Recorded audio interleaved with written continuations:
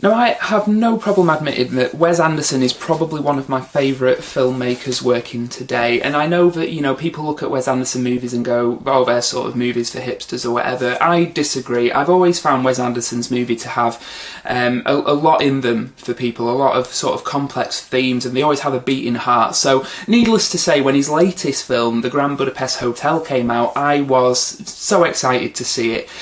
My partner and I actually saw this movie shortly after it had come out. I can't remember if it was a week it was out or something like that, but we saw it in Leicester Square, and both really enjoyed it. So the plot itself, now, this is sort of difficult to explain, and I don't really want to give too much away because it is a film that I feel you have to discover, but it's basically about an old lobby boy telling the story. It's kind of a story within a story of his younger self and the adventures of the concierge of the Grand Budapest Hotel, Mr. Gustave, played by Ray Fiennes.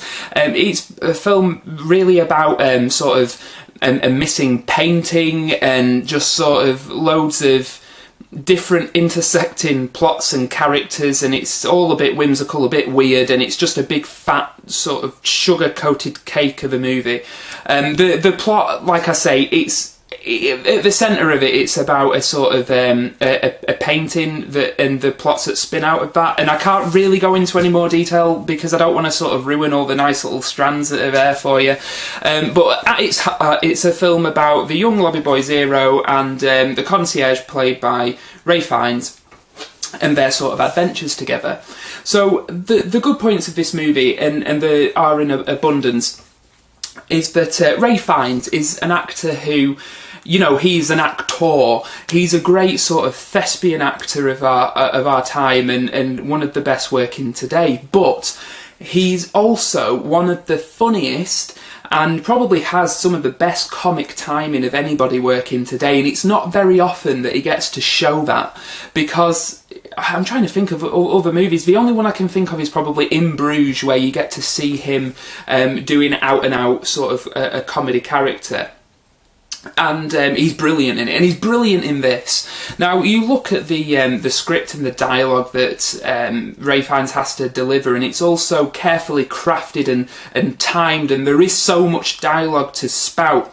The fact that he can deliver it, and not only deliver it, but deliver it in a way that makes the audience laugh is quite frankly astounding when you stop and think about what he's actually doing.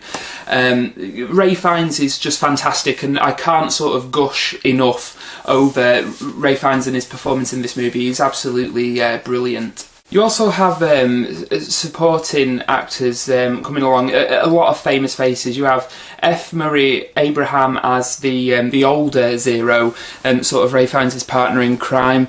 You have Willem Dafoe pops up as what's quite frankly a frightening character, and Adrian Brody, Tilda Swinton. There's a load of people that you've seen in Wes Anderson's movies before. And I must admit, I did sort of approach this movie, as excited as I was, with a little bit of trepidation, because the trailer, when it rattles off all these big names, and you can see that it's going to be a lot of different subplots, and you've even got people like Harvey Keitel and stuff in it. I thought, I hope it's not going to be a case that the film looks beautiful, but the plot is just really confusing. But that's really not the case. I mean, the film does look gorgeous. It's so beautifully shot, and throughout the movie, in the different time periods where the main story is being told, they actually change aspect ratio and camera type and stuff like that.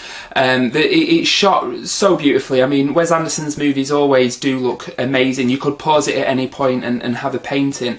But the actual sort of character work and subplots are done with such a deft sort of light touch that it doesn't overpower or sort of weigh down the movie at all. There is a lot going on. There are a lot of plates spinning. There's a lot of characters to sort of wrap your head around.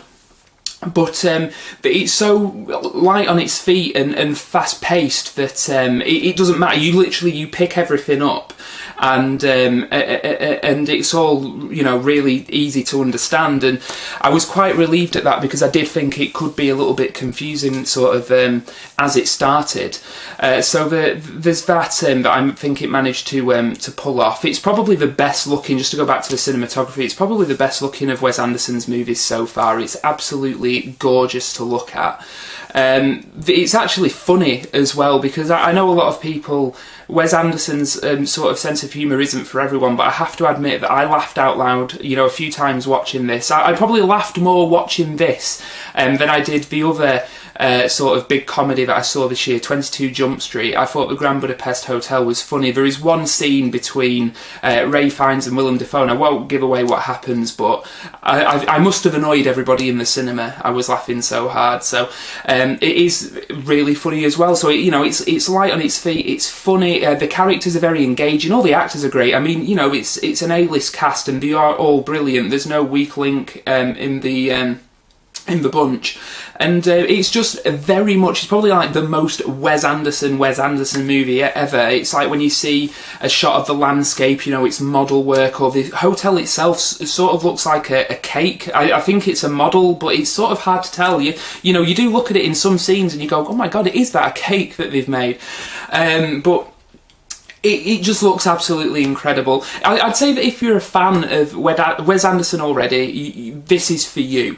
You know, this movie you will absolutely love. However, I would say as well, and I know that some Wes Anderson movies can be a little bit sort of difficult for non-converts to get into. Like, I probably wouldn't recommend a non-Wes Anderson fan watch For Life Aquatic, for example. But I do think that this movie, you know, is sort of obtuse as it looked on the trailer. I think you could probably give this movie to a non-Wes Anderson fan, maybe somebody who's never heard of him. They would watch and enjoy it. You know, I don't think you need to be a fan of his to enjoy this movie.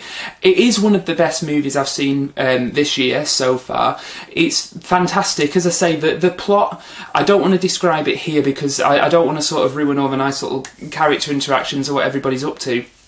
But it is just a sort of wonderful, whimsical, beautiful movie. And you know, there are some caveats. It might be a tad too long, for example, but overall I just really enjoyed it. So the Grand Budapest Hotel I can't really recommend enough.